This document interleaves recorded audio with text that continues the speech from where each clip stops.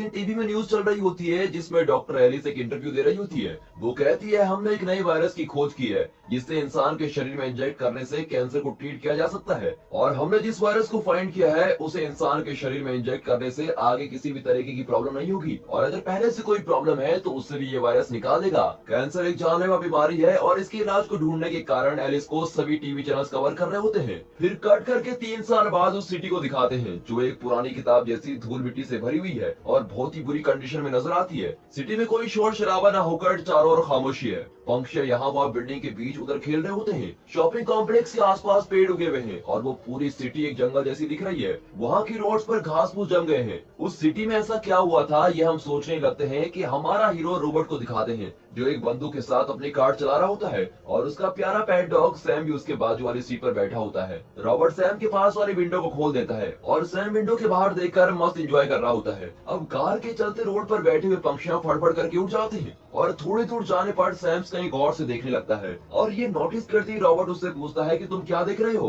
तभी अचानक हिरन का एक झुंड कार को क्रॉस करके भागता है। तब रॉबर्ट गाड़ी तुरंत रिवर्स में लेकर उन हिरनों को तेजी से फॉलो करने लगता है और उन्हें कई बार शूट करने की कोशिश करता है, लेकिन हिरन बड़ी तेजी से दौड़ रहे होते हैं और वो उन्हें शूट नहीं कर पाता। लेकिन वो बिना हार माने उन्हें फॉलो करता रहता है और एक जगह पर पहुंचते ही वहां रास्ता ब्लॉक हुआ होता है और वहां खड़ी गाड़ियों के बीच सारे हिरन भाग जाते हैं। ये देखकर रॉबर्ट और सैम अपसेट हो जाते हैं। फिर रॉबर्ट अपनी बंदूक लेकर उन्हें ढूंढते हुए उस जगह पर धीरे से चलकर जाता है और उसके साथ सैम भी जाता है। तब कुछ दूरी पर देखते हैं कि सिर्फ एक हिरन एक बिल्डिंग के पास खड़ा है और वो साइलेंटली झाड़ियों में छुपकर उसको शूट करने की कोशिश करता है, लेकिन वो हिरन बिल्डिंग के पीछे चला जाता है। अब रॉबर्ट और सैम आराम से चलकर दूसरी तरफ जाते हैं और वहां से हिरन को देखे बिना इनकी तरफ आ रहा होता है। उसे शूट करने के लिए बंदूक निकालते ही एक शेरनी उस हिरन पर झपट कर उसका शिकार कर लेती है। रॉबर्ट उस शेरनी को शूट करने के बारे में सोचता है, लेकिन फिर वहाँ एक शेर उसके बच्चे के साथ वहाँ पहुंच जाता है। अपने परिवार के साथ होने के कारण उसे शूट करने के लिए उसका दिल नहीं मानता और झिझकते हुए वो उन्हें देखता ही रहता है। तब उसकी गाड़ी में अलार्म बजता है। शाम के 5:30 बज रहे होते हैं और आसमान को देखता है तो सूरज डूब रहा होता है। अब इसके आगे एक मिनट भी बाहर नहीं रुक सकती और अंधेरा होने से पहले घर पहुंचना होगा। ये सोचकर रॉबर्ट और सैम तुरंत अपने घर जाने के लिए निकलते हैं। अब यहाँ पर मूवी का टाइटल आता है आई एम द लेजेंड और इसको डालकर मूवी स्टार्ट होती है। सूरज डूबने से पहले रॉबर्ट अपने घर पहुंच जाता है और घर के अंदर जाने से पहले वो सेफ्टी के लिए केमिकल से मिक्स हुए एक लिक्विड को घर के बाहर छिड़कता है। उसके बाद वो खाने के लिए कुछ बनाता है और खुद को भी और सैम को भी देता है। वो टीवी में चल रहे पुराने प्रोग्राम को देखकर खा रहा होता है और जीने के लिए जरूरत पड़ने वाली सारी चीजें उसने अपने घर में रखी होती हैं। वेजिटेबल्स पसंद न आने पर सैम उस खाने को नहीं खाता। थोड़ी देर बाद रॉबर्ट सैम को नहलाता है और उससे कहता है कि हमें आज हिरन नहीं मिला तो कोई बात नहीं, कल मैं तुम्हारे लिए एक मस्त खाना अरेंज करके लाऊंगा। तब उसकी गाड़ी पर फिर से अलार्म बजने लगता है। फिर वो खिड़की से बाहर देखता है सूरज डूबने में कुछ और समय बाकी है। वो घर के सारे विंडोज और डोर को क्लोज करके सभी लाइट्स ऑफ कर देता है। अब घर में पूरा अंधेरा छा गया होता है। फिर रॉबर्ट और सैम एक बंदूक के साथ एक बाथटब में सो जाते हैं और रात को बाहर रोने की आवाजें और कई तरह की डरावनी आवाजें आने लगती हैं। रॉबर्ट मौत की डर को मन में रखते हुए सो रहा होता है। तब उसे कुछ पुरानी घटनाएं याद आती हैं और फ्लैशबैक दिखाते हैं। 3 साल पहले कैंसर की मेडिसिन के नाम पर जिस वायरस को इंसानों के शरीर में इंजेक्ट किया गया था, उस वायरस ने कुछ ही दिनों में अपना काम करना शुरू कर दिया था। उस इंजेक्शन को जिन लोगों ने लिया था वो सभी लोग ज़ॉम्बी में बदलने लग गए थे। इस वायरस के तेजी से स्प्रेड होने के कारण रॉबर्ट अपनी वाइफ जोई और अपनी बेटी मार्ली के साथ कहीं जा रहा होता है। वो जोई से उनके रिलेटिव के घर जाकर रहने को कहता है और जरूरी कैश और खाने की चीजें हमेशा साथ रहने की एडवाइस दे रहा होता है। ये सुनकर जोई शॉक हो जाती है और पूछती है कि क्या ये वायरस हवा से भी स्प्रेड होता है। तब अचानक उनकी कार के शीशे में एक ज़ॉम्बी आकर टकराता है और वो शीशे पर खून लग जाती है। ये देखकर उसकी बेटी मार्ली जोर से रोने लगती है और रॉबर्ट उसका रोना बंद करवाकर उन्हें हार्बर ले जाता है। वहाँ उस वायरस से जो अफेक्ट नहीं हुए हैं उन लोगों को चेक करके उस आइलैंड से बाहर निकाला जा रहा होता है और ये लोग वेट कर रहे होते हैं। लोगों की आंखों को स्कैन करके जो लोग अफेक्ट नहीं हुए हैं उन लोगों को अंदर भेजते हैं और उन्हें सेपरेट रखते हैं। तब रॉबर्ट अपनी फैमिली के साथ उस लाइन में खड़ा होता है और वहाँ अफेक्टेड लोगों को अलग लाइन में भेजते हैं। तब वहाँ एक लेडी रोते हुए उस ऑफिसर से रिक्वेस्ट कर रही होती है कि मैं अफेक्ट नहीं हूँ, एटलीस्ट मेरे बच्चे को तो यहाँ से लेकर जाइए प्लीज। और तब उसकी आंखों से खून भरे आंसू निकलते हैं और ये देखकर रॉबर्ट बहुत ही सैड फील करता है। मेली का टेस्ट का रिजल्ट नॉर्मल आता है लेकिन जोई का टेस्ट रिजल्ट नेगेटिव आता है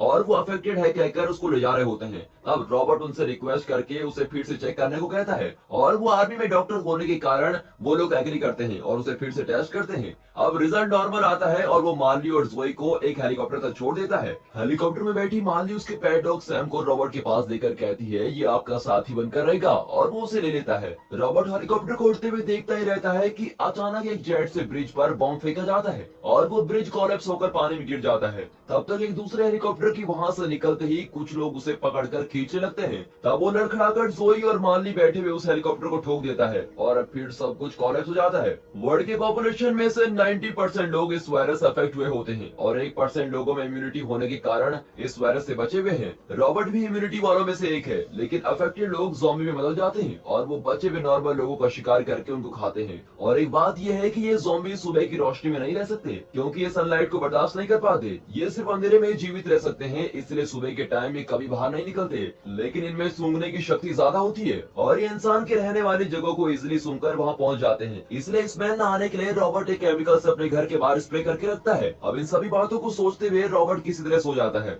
अगले दिन सुबह फिर से उसका अलार्म बजता है। वो उठकर फ्रेश होकर एक्सरसाइज करता है और फिर वो और सैम दोनों अपने ट्रेडमिल पर रनिंग करते हैं। फिर वो स्नान के बाद रेडी होकर सैम को घर में अकेला छोड़ देता है और बेसमेंट पर होने वाले लैब में अपना एप्रन पहनकर चला जाता है। एप्रन न पहनने पर भी उसे कोई पूछने वाला नहीं होता, लेकिन वो अपने प्रोफेशन में बहुत स्ट्रिक्ट है और डिसिप्लिन रहता है। हर दिन करने वाले एक्सपेरिमेंट को वो रोज अपने लैपटॉप में रिकॉर्ड करके रखता है। उसके लैब में कई चूहों के पिंजरे भी होते हैं जिनमें ज़ॉम्बी से बदले गए चूहों को रखा होता है। रॉबर्ट की स्क्रीन ओपन करते ही वो सभी वायलेंट होकर चीखना शुरू कर देते हैं। जो दवाई उसने उनको दी होती है वो काम नहीं कर रही होती है। ये देखकर वो बड़ा ही अपसेट हो जाता है, लेकिन फिर देखता है कि एक चूहा दिखने में ज़ॉम्बी जैसा लगने पर भी वो वायलेंट ना होकर शांत रहता है। उसे दी गई दवा का असर दिखने के कारण वो उस दवा के नाम को नोट कर लेता है। अब इस दवा का चूहे पर असर होने के कारण वो एक ज़ॉम्बी को ये दवा देकर ट्राई करने के बारे में सोचता है। फिर वो सैम के साथ फिर से घर के बाहर निकलता है और रास्ते में एक डीवीडी शॉप के पास अपनी कार रोकता है और शॉप के बाहर रखे हुए दो पुतलों को गुड मॉर्निंग कहकर अंदर जाता है। वहाँ के पुतले सभी रियल इंसानों की तरह लगते हैं और अंदर जाते ही वहाँ कुछ पुतले शॉपिंग करने के पोज में रखे होते हैं। उनमें से एक पुतले को स्टेयर करते हुए वो काउंटर में जाता है और उस काउंटर में भी एक पुतला बैठा होता है और रॉबर्ट उसके साथ कुछ बातें करके निकल जाता है। सिटी में उसके साथ कोई न होने के कारण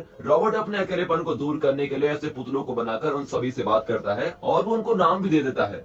दोस्तों, ऐसी सिचुएशन हमारी लाइफ में नहीं आ सकती, लेकिन एक गेम के लिए पूछता हूँ, अगर आप लोग रॉबर्ट की जगह होते, इस दुनिया में अकेले फंस गए होते, तो आप अकेलेपन को दूर करने के लिए क्या क्या करते, ये कमेंट करके जरूर बताइएगा। देखते हैं कौन से कमेंट को ज्यादा लाइक्स मिलते हैं। अब दोनों एक छोटे जंगल में जाकर रॉबर्ट वहाँ की झाड़ियों से बातें करते हुए वहाँ कोई इन्फेक्टेड चूहे को ढूंढ रहा होता है, क्योंकि वो उस दवा को एक और चूहे पर टेस्ट करके देखना चाहता है। लेकिन उसे वहाँ पर कोई चूहा नहीं मिलता और वो दोनों वहाँ से निकलते हैं। वो अक्सर अपने खाने के आइटम्स की खोज में सिटी के घरों में जाकर अपने लिए जरूरी खाने की चीजें लेता है और वो कौन से घर में जा चुका है और कौन से घर में जाना है ये सब वो मैप में मार्क करके रखता है। अब वो एक घर में जाता है। फिर सैम अंदर एक रूम में जाकर चेक करता है और कोई प्रॉब्लम ना होने पर वो भौंककर रूट क्लियर होने का सिग्नल देता है। फिर रॉबर्ट वहाँ के सारे कर्टेन्स को निकाल देता है ताकि सनलाइट रूम के अंदर आ सके और फिर वो घर में ढूंढकर जरूरी खाने की चीजें अपने साथ ले लेता है। उस घर में एक बेबी रूम भी होता है जहाँ पर टॉयज रखे होते हैं और ये देखकर उसे अपनी बेटी की याद आ जाती है। अगर यहाँ कोई नॉर्मल इंसान जिंदा है तो घबराने की कोई जरूरत नहीं है। दोपहर में सूरज की तेज किरण से तपती हुई धूप में मैं आपके लिए हर बार में वेट करता रहूंगा। वहाँ आने पर मैं आपके लिए कुछ रहने की जगह और खाने का इंतजाम करूंगा। ऐसा रेडियो में हमेशा ब्रॉडकास्ट होता रहता है।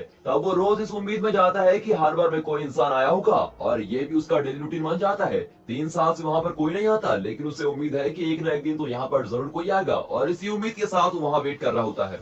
ऐसे ही आज वहाँ वेट करते समय टाइम पास के लिए वो गोल्फ खेलता है, लेकिन इसमें हाईलाइट ये है कि उस हार्बर में एक जायंट क्रूज शिप भी होता है जिस पर कई जेट्स खड़े किए होते हैं और उनमें से एक जेट के विंग पर खड़े होकर रॉबर्ट गोल्फ खेलता है और सैम भी उसके बाजू में बैठकर देख रहा होता है। कुछ देर में अचानक सैम उठकर दूसरी ओर देखने लगता है और ये देखकर रॉबर्ट अपने स्नाइपर राइफल से जूम करके उस तरफ देखता है। तब उसे रोड पर गाड़ियों के बीच चलता हुआ एक हिरन दिखता है। सैम रोज सब्जियों वाले खाने को खाकर बोर हो गया होता है, इसीलिए रॉबर्ट आज उसे उसकी पसंद का खाना दिलाना चाहता है और वो दोनों उस हिरन को फॉलो करते हुए जाते हैं। उन्हें देखते ही हिरन बड़ी तेजी से भागने लगता है और वो लोग भी उसके पीछे भागते हैं। फिर हिरन को जाने के लिए और कोई रास्ता न मिलने पर वो एक बड़े गोडाउन के अंदर चला जाता है। गोडाउन के अंदर अंधेरा होता है और सैम भी उस हिरन के पीछे पीछे अंदर चला जाता है, लेकिन रॉबर्ट उसको रोकते हुए चिल्ला रहा होता है। पर हिरन करी खाने के लालच में सैम अंदर चला जाता है। अब सैम को ढूंढते हुए रॉबर्ट अपनी राइफल के साथ सतर्क होकर आगे बढ़ता है और उसने अपनी राइफल की टॉर्च भी ऑन की होती है। उसे कुछ अजीब आवाजें सुनाई देती है और इससे घबराकर उसके पसीने छूटने लगते हैं। फिर वो जहाँ से आवाजें आती है वहाँ टॉर्च मारकर शांति से जाता है। तब देखता है कि वहाँ की दीवार पर खून लगा हुआ है और अंदर जाते ही वहाँ पर सीढ़ियाँ होती है और उन सीढ़ियों में भी खून लगा होता है। अब वो खून सैम का होगा ये सोचकर उसके मन में बहुत घबराहट होती है। उस खून के रास्ते से सीढ़ियों से चढ़कर वो ऊपर एक कमरे के अंदर जाता है। तब वहाँ वो हिरन मरा पड़ा होता है और वो आराम से टॉर्च मारकर उस हिरन के पास देखता है, मगर वहाँ कोई नहीं होता। फिर वो और थोड़ी दूर चलकर सैम को ढूंढता है। तब वहाँ एक कमरे में ढेर सारा कैश गिरा पड़ा होता है। अब ऐसी सिचुएशन में तो कैश के बदले अगर वो रूम मोतियों से भी भरा होता तो भी रॉबर्ट के लिए वो सब कुछ यूजलेस था। वो टॉर्च घुमाकर देखता है, तब वहाँ अंधेरे में बहुत सारे ज़ॉम्बीज झुंड में आकर खड़े हो जाते हैं और वो तुरंत अपनी टॉर्च बंद कर देता है। उनके देखने से पहले ही वहाँ से निकलना होगा, ये सोचकर वो आराम से एक एक कदम रखकर पीछे चलने लगता है। फिर वहाँ से बाहर आकर वो दूसरे रूम में ढूंढते समय सैम एक टेबल के नीचे छिपकर बैठा हुआ होता है। वो उसे आराम से बुलाकर वहाँ से निकलने के लिए कहता है, लेकिन सैम उसकी बातों को टालकर कहीं और देखकर और भी घबराकर अंदर चला जाता है। अब उसके पीछे कोई खतरा है समझकर रॉबर्ट उसकी टॉर्च घुमाता है। तब एक ज़ॉम्बी उसको देखकर तेजी से उसके पास कूदता है। रॉबर्ट से शूट करता है लेकिन वो मरता नहीं। रॉबर्ट और सैम दोनों तेजी से भागने लगते हैं और ज़ॉम्बी भी उनको फॉलो करता है। सैम भागकर बाहर निकलता है लेकिन रॉबर्ट को एक ज़ॉम्बी उसकी गर्दन पकड़कर अटैक करता है और अगले ही सेकंड में रॉबर्ट ज़ॉम्बी के साथ विंडो के बाहर कूद जाता है और बाहर निकलते ही उस पर सनलाइट गिरती है और ज़ॉम्बी लड़खड़ाकर रॉबर्ट को छोड़ देता है और वो धूप में चढ़ते हुए मर भी जाता है। ये देखकर रॉबर्ट के दिमाग में एक आइडिया आता है। वो गोडाउन के बाहर एक ट्रैप सेट करता है और उसके एक एंड को गोडाउन के ड्रेस पर रखकर दूसरे एंड को एक ट्रक से बांध देता है। सब सही तरीके से सेट होने के कारण वो सैम को गाड़ी में रुकने को ही बोलता है। फिर वो अपना खून एक इंजेक्शन से निकालकर एक टेस्ट ट्यूब में भरता है और उसे लेकर गोडाउन के अंदर सेट किए गए ट्रैप में रखकर टेस्ट ट्यूब को तोड़ देता है। उस खून की स्मेल से कोई ज़ॉम्बी उस ट्रैप में फंस जाएगा, ये सोचकर वो वहीं वेट कर रहा होता है और ठीक वैसे ही एक ज़ॉम्बी उस ट्रैप में फंसकर काले कपड़े के अंदर फंस जाता है और रॉबर्ट उसको बेहोश कर देता है। इस ज़ॉम्बी के फंसते ही गोडाउन में से एक और ज़ॉम्बी वायलेंटली आकर वहां से बाहर निकलने की कोशिश करता है, लेकिन धूप होने के कारण वो बाहर नहीं निकल पाता और अंधेरे में रहकर उस फंसे हुए ज़ॉम्बी को देखकर उदास होकर चिल्लाता है और रॉबर्ट को देखकर कुछ अजीब सा लगता है। फंसे हुए ज़ॉम्बी को उठाकर वो अपनी लैब में रिसर्च के लिए लेके जाता है और उसे एक बेड पर लेटाकर बांध देता है। वो एक लेडी ज़ॉम्बी होती है जो करीबन 20 साल की होगी और वो जब फंसी थी तब गोडाउन में चिल्लाने वाला शायद उसका प्रेमी हो सकता है। इस बात को रॉबर्ट समझ लेता है। फिर वो उस चूहे को दी गई दवा उस ज़ॉम्बी पर ट्राई करता है और उसकी पल्स रेट, टेम्परेचर और प्रेशर को परफेक्टली चेक कर लेता है। वो एक ज़ॉम्बी होने के कारण सभी रीडिंग नॉर्मल से बहुत ही ज्यादा आती है और वो उसके बैक पर एक बटरफ्लाई टैटू को भी नोटिस करता है। फिर वो उसे उस दवाई के इंजेक्शन देता है और कुछ ही देर में उसकी पल्स रेट और टेम्परेचर ये सभी कम होने लगते हैं और रीडिंग्स को देखते समय अचानक वो ज़ॉम्बी उठकर जोर से चिल्लाने लगती है। फिर थोड़ी देर चिल्लाकर बेहोश हो जाती है। अब पल्स रेट 0 हो जाती है और उसकी दवा काम नहीं करने पर रॉबर्ट बहुत ही अपसेट हो जाता है। फिर वो उसे दूसरी दवाई देकर फिर उसे एक ज़ॉम्बी में बदल देता है और वो ज़ॉम्बी में बदलकर सो रही होती है। फिर वो उसे लैब में एक शीशे के अंदर बंद कर देता है। अब उसे लगता है कि ये दवाई भी काम नहीं कर रही है, इसलिए वो अपसेट हो जाता है। अब अगले दिन वो घर से बाहर निकलता है और रोज की तरह वो हार्बर में किसी के आने का इंतजार कर रहा होता है, पर वहाँ कोई नहीं आता। थोड़ी देर वेट करके जब वो घर जा रहा होता है तो वो डीवीडी शॉप के बाहर रखे हुए पुतले को दूसरी जगह देखकर बड़ा ही शॉक हो जाता है। अब उसे कुछ समझ में नहीं आता कि वो पुतला वहाँ कैसे आया और वो चिल्लाकर पूछता है कि ये सब किसने किया और चिल्लाते हुए वो उस पुतले को शूट करता है। वो टूट कर गिर जाने पर रॉबर्ट उदास हो जाता है और वो उसके पास जाकर पैर रखता है। तभी वहाँ पास में खड़ी भी कार मूव होने लगती है और वहाँ से हटने के पहले ही उसका पैर उस ट्रैप में फंसकर वो उल्टा लटकने लगता है। रॉबर्ट ने पहले जिस तरीके से उस लेडी ज़ॉम्बी को ट्रैप में फंसाया था, ठीक उसी तरह अब वो भी एक ट्रैप में फंस गया है और वो बेहोश हो जाता है। फिर शाम होते ही सूरज डूबने लगता है। रॉबर्ट के सर पर चोट आने से उसके सर से खून निकलता है और सैम उसके चारों ओर चक्कर लगाकर उसे बचा न पाने पर भौंकता रहता है। शाम के 5:30 बजते हैं। उसकी गाड़ी में अलार्म बजने लगता है और रॉबर्ट अपनी आंखें खोलकर देखता है कि अंधेरा होना शुरू हो गया है। वो जल्दबाजी में अपने पॉकेट से एक नाइफ निकालता है और उस रस्सी को काट देता है। कहते हैं इंसान का वक्त जब बुरा होता है तो उस पर मुसीबतों का पहाड़ टूट पड़ता है और ठीक उसी तरह रॉबर्ट को एक के बाद एक मुसीबतों का सामना करना पड़ रहा है। रस्सी काट कर नीचे गिरने पर उसके हाथ पर जो चाकू होता है उससे उसके पांव पर चोट लग जाती है और अंधेरा हो रहा होता है और रॉबर्ट किसी तरह धीरे धीरे मूव होकर अपनी कार के पास जाने की कोशिश करता है। तब सैम एक अंधेरे से भरी जगह को देखकर भौंकने लगता है। रॉबर्ट वहाँ देखता है कि उस अंधेरे में वो लबड़ ज़ॉम्बी ढेर सारे ज़ॉम्बी में बदले कुत्तों को भगाकर रॉबर्ट के पास भेजता है और वो सभी कुत्ते रॉबर्ट को काटने आते हैं, लेकिन सूरज की किरण अभी भी उस रोड पर पड़ती है और वो कुत्ते इससे आगे नहीं बढ़ पाते और वो जोर जोर से भौंक रहे होते हैं। फिर सूरज की पूरी तरह डूबने से वो किनारे वहाँ से निकल जाते हैं और फिर वो कुत्ते बड़ी तेजी से रॉबर्ट और सैम के पास भागकर उन्हें काटने की कोशिश करते हैं। रॉबर्ट उन्हें शूट करने की कोशिश करता है, लेकिन तब तक एक कुत्ता सैम को काट लेता है और दूसरा कुत्ता जब रॉबर्ट को काटने के लिए उसके एकदम पास आता है तब सैम तुरंत उसको बचाकर खुद घायल हो जाता है। फिर वो सभी कुत्तों को शूट करके मार डालता है और उस लबड़ ज़ॉम्बी के आने से पहले ही वो सैम को उठाकर अपनी कार में बैठकर अपने घर चला जाता है। फिर वो सैम को अपनी लैब में ले जाकर किसी दवा का इंजेक्शन देता है और वो एकदम बच्चे की तरह उसे अपनी गोद में लेकर वहाँ बैठ जाता है। फिर वो उसके लिए गाना गा रहा होता है और थोड़ी देर सैम में भी ज़ॉम्बी में बदलने के लक्षण दिखाई देते हैं। उसके बाद झड़ने लगते हैं और उसकी आंखें भी बदलने लगती है।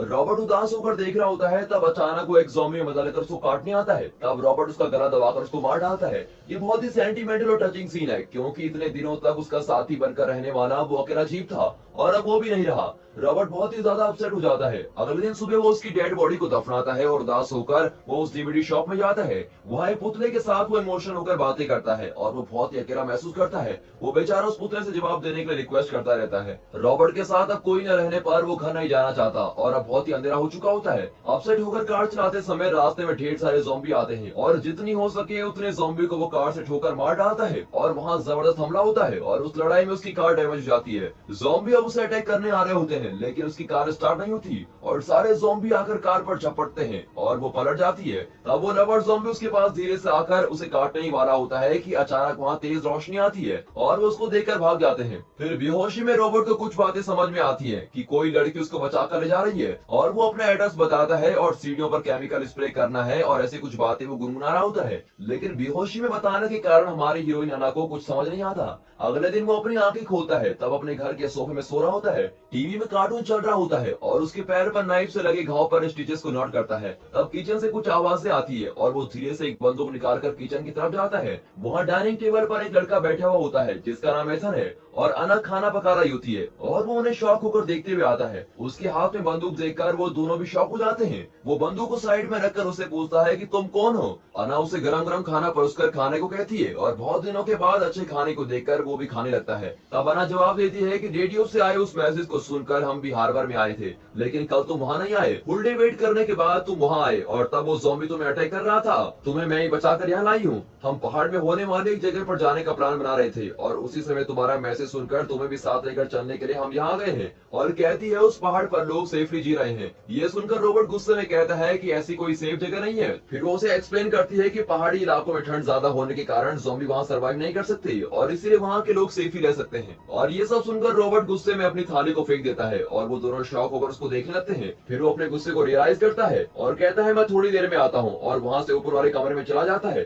थोड़ी देर अकेले बैठकर वो फिर नीचे आता है। तब एथन टीवी में कार्टून देख रहा होता है। वो अब आगे क्या करेगा ये सोचकर अना उसको देख रही होती है। तब वो टीवी में चल रहे कार्टून के डायलॉग्स बोलने लगता है और उसे देखकर एथन एक्साइट हो जाता है। अना उसको थोड़ी देर तक देखती रहती है और उसको पता लग जाता है कि ये ज़ॉम्बी में नहीं बदला है, यानी कि इस पर ज़ॉम्बी की कोई भी काटने के निशान नहीं है और कोई भी काटने के लक्षण नहीं दिखाई दे रहे हैं। फिर रॉबर्ट अना के पास जाकर नॉर्मल तरीके से बातें करने लगता है। तब वो उसे कहती है कि तुम्हारी तरह ही हम 5 लोगों में भी इम्यूनिटी है। एक दिन क्रूज में खाना ले जाते समय अंदर फंस गए थे और इतने दिनों तक हम वहीं पर थे। हम में से 3 लोग ज़ॉम्बी के शिकार बन गए थे और अब हम दोनों ही बचे हैं। और कहती है कि कल हम पहाड़ के लिए निकलेंगे, लेकिन रॉबर्ट मना कर देता है और कहता है मैं इस जगह को छोड़कर कहीं नहीं जाने वाला। यहाँ जब तक मैं ज़ॉम्बियों को इंसान में नहीं बदलता मैं कहीं नहीं जाऊंगा। फिर अना उसको उसके पैर पर चोट कैसे लगी इस बारे में पूछती है। तब जाकर रॉबर्ट कई सारी बातें सोचने लगता है। वो सोचता है असल में ज़ॉम्बीज का दिमाग काम नहीं करता। फिर एक ज़ॉम्बी ने ट्रैप लगाकर मुझे कैसे फंसा लिया, वो दिमाग के बिना ये सब चीजें कैसे कर सकता है। ये सारी बातें सोचकर वो कंफ्यूज हो जाता है और इन बातों को वो अना के साथ एक स्विमिंग पूल के पास बैठकर डिस्कस कर रहा होता है। तब एथन पानी में खेलते हुए कहता है ये पानी बहुत ही ज्यादा ठंडा है। तब रॉबर्ट के दिमाग में एक आइडिया आता है। वो तुरंत अपने घर जाकर उसके लैब में रखे हुए ज़ॉम्बी के चारों आइस से भर देता है। तब अना उसे कॉफी देने के लिए लैब में जाती है और उस ज़ॉम्बी को देखते ही वो शॉक होकर कहती है कि मैंने अब तक इस ज़ॉम्बी को इतने करीब से नहीं देखा और वो आइस रखने का कारण पूछती है। तब रॉबर्ट कहता है कि आइस रखने पर उसका ज़ॉम्बी वाला कैरेक्टर खत्म हो जाएगा और ऐसे समय पर इंजेक्शन देने से वो दवा असर करने के चांसेस हैं। फिर वो दोनों ऊपर जाकर ढेर सारी बातें करने लगते हैं। रॉबर्ट उसे अपने फेवरेट सिंगर के बारे में बताता है और बताता है कि कैसे उसकी याद में उसने अपनी बेटी को म्यूजिशियन का नाम दिया था। वो म्यूजिशियन अपने म्यूजिक के जरिए अच्छे मैसेज को लोगों तक पहुंचाना चाहता था और एक दिन उसे अपोज करने वाले लोगों ने उसको शूट कर दिया, लेकिन फिर भी उस म्यूजिशियन ने कहा कि मैं अपने म्यूजिक से सभी को सच्चा रास्ता दिखाऊंगा। अब रॉबर्ट कहता है कि मैं भी अब ऐसी सिचुएशन में हूँ और यहाँ के लोगों को बचाकर ही रहूंगा। ये सुनकर अना काफी इंप्रेस हो जाती है और फिर से अंधेरा होने लगता है और रॉबर्ट घर के दरवाजे और खिड़कियों को बंद कर रहा होता है। एना फिर से उसे पहाड़ पर जाने की बात करती है। वो उसे उसके साथ चलने को कहती है, लेकिन रॉबर्ट उसको मना कर देता है। फिर वो कहती है कि तुम 3 साल से उस हार्बर में वेट कर रहे थे, लेकिन कल ही क्यों मेरा वहां आना हुआ और कल ही क्यों तुम्हारा उन ज़ॉम्बीज के साथ झगड़ा हुआ और मैंने तुम्हें उनसे क्यों बचाया। जरा इन सब के बारे में सोचो। हमारा पहाड़ पर जाना ही भगवान की भी इच्छा है। लेकिन इतना कुछ समझाने के बाद भी वो उसको स्ट्रांगली अपोज करता है। वो कहता है इस वायरस से 99% लोग अफेक्ट हुए हैं और वो सभी लोग ज़ॉम्बी बनकर तुम्हारी और मेरी तरह इम्यूनिटी से बचे हुए लोगों को खत्म करना चाहते हैं। क्या ये सभी भगवान की इच्छा है? अना के पास इस सवाल का जवाब नहीं होता। तब अचानक बाहर से कुछ अजीब आवाजें आती है। वो अना से लाइट ऑफ करने को बोलता है और विंडो से बाहर देखता है। इसके घर का पता लगाकर वहाँ से ज़ॉम्बीज इसको अटैक करने आ रहे होते हैं। रॉबर्ट ने पहले ही घर के बाहर कुछ सेफ्टी अरेंजमेंट की होती है और वो वो सबसे पहले घर के बाहर की सारी लाइट्स ऑन कर देता है, लेकिन ज़ॉम्बीज़ उन लाइट को तोड़कर अंदर भाग आते हैं। फिर वो अपनी कार में सेट किए गए बॉम्ब को रिमोट से ऑन करता है और ब्लास्ट कर देता है। उससे कई सारे ज़ॉम्बीज़ जलकर राख हो जाते हैं, लेकिन उससे उसका घर भी थोड़ा डैमेज हो जाता है। फिर वो अना को ढूंढकर ऊपर जाता है, लेकिन वो वहां नहीं होती और वो कहाँ गई होगी ये सोचते समय अचानक एक ज़ॉम्बी उस पर झपटकर उसको अटैक करने की कोशिश करता है।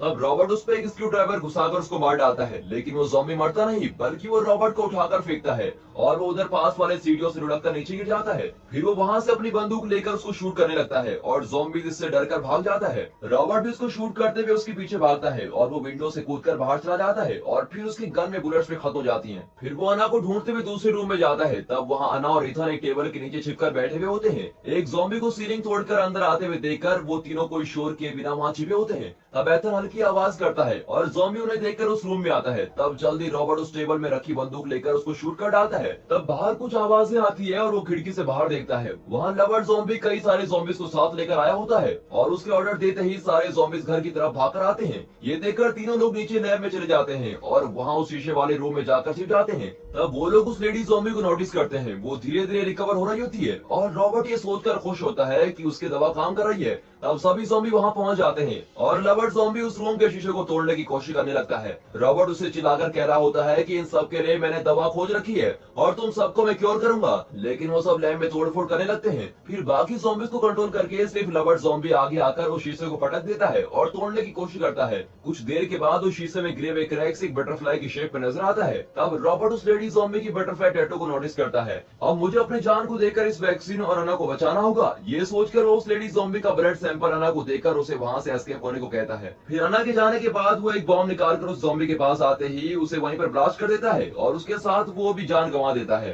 अगले सीन में देखते हैं कि अना उस पहाड़ में जाकर वहां के लोगों को ढूंढकर उन्हें वो वैक्सीन दे देती है। कहती है मुझे विश्वास है कि ये वैक्सीन सभी लोगों को बचा लेगी और इस तरह थिएटर क्लाइमेक्स के साथ ये मूवी यहाँ पर खत्म होती है। दोस्तों रुकिए, पिक्चर अभी बाकी है। इस मूवी को थिएटर में यही क्लाइमेक्स के साथ छोड़ दिया गया था। इस मूवी को अगर डीवीडी प्रिंट में देखा जाएगा तो हम इस क्लाइमेक्स को ऐसे देख सकते हैं। रॉबर्ट से चिल्लाकर कह रहा होता है कि इन सब के लिए मैंने दवा खोज दी है और तुम सबको मैं क्योर करूंगा, लेकिन वो सब लैब में तोड़फोड़ करने लगते हैं। फिर बाकी ज़ॉम्बीज को कंट्रोल करके सिर्फ लवर्ड ज़ॉम्बी आगे आकर उस शीशे को पटाकर तोड़ने की कोशिश करता है। कुछ देर बाद उस शीशे में कई क्रैक्स गिर जाते हैं। अब उस शीशे को तोड़कर अंदर आते ही तीनों लोगों की कहानी खत्म। ये सोचकर वो लोग डरकर देखने लगते हैं कि वो ज़ॉम्बी चिल्लाना बंद कर देता है और उस शीशे में एक बटरफ्लाई शेप बनती है और इसको देखकर रॉबर्ट को सब कुछ समझ में आ जाता है। वो समझ जाता है कि वो उस लेडी ज़ॉम्बी को लेकर जाने के लिए ही यहाँ आया है। वो अपनी बंदूक नीचे रख देता है और उस लेडी ज़ॉम्बी को दी जा रही दवा को निकाल देता है। अब अना डोर ओपन करती है और रॉबर्ट लेडी ज़ॉम्बी को बाहर ले जा लेता है और उसके बाहर भेजते ही अना डोर बंद कर देती है। बाहर ज़ॉम्बीज रॉबर्ट को काटने के लिए अपना मुंह खोलते हैं, लेकिन लवर्ड ज़ॉम्बी उन्हें कंट्रोल करता है और वो भी उसे जाने के लिए रास्ता देते हैं। फिर वो एक इंजेक्शन निकालकर उस लेडी ज़ॉम्बी को लगा देता है और वो ज़ॉम्बी भी होश में आकर लवर्ड ज़ॉम्बी को देखती है। फिर दोनों को खुशी से हग करते हुए देखते ही रॉबर्ट उनके बीच के प्यार को समझ लेता है। फिर लवर्ड ज़ॉम्बी उस लेडी ज़ॉम्बी को उठाकर रॉबर्ट को देखता है और वहाँ लगाए हुए फोटोज को देखता है। ऐसा लगता है कि ज़ॉम्बी रॉबर्ट से ये कहना चाहता है कि हमारी ऐसी कंडीशन होने की वजह सिर्फ आप लोग हैं और आप लोगों की बनाई भी दवा है। अफेक्टेड होकर हम भी किसी तरह अपनी जिंदगी जी रहे हैं और हमें ऐसे ही जीने दो, वरना तुम्हारी खैर नहीं। इसलिए रॉबर्ट को वार्निंग देते हुए उसे देखकर जोर से चिल्लाता है। फिर रॉबर्ट उसकी फीलिंग को समझकर उसे सॉरी कहता है। अब वो उसे मार देंगे सोचकर रॉबर्ट अपनी आंखें बंद करके खड़ा रहता है, लेकिन कुछ देर बाद उनकी आवाजें पूरी तरह से बंद हो जाती है। तब रॉबर्ट अपनी आंखें खोलकर देखता है कि वहाँ कोई भी ज़ॉम्बी नहीं है और तब जाकर रॉबर्ट की जान में जान आती है। वो अपनी रिसर्च को छोड़कर अगले दिन सुबह होते ही वो तीनों अना की कहीं भी पहाड़ी जगह पर जा रहे होते हैं और जाते समय अना अपनी वॉइस में अगर यहाँ कोई नॉर्मल इंसान जिंदा है तो घबराने की कोई जरूरत नहीं, आप अकेले नहीं है, आपके लिए रहने की जगह और खाने का इंतजाम है, हम करेंगे और डरने की कोई जरूरत नहीं है, ऐसे विश्वास के साथ कहते हुए सुनाई देती है। और इस डीवीडी क्लाइमेक्स के साथ ये मूवी यहाँ पर खत्म होती है।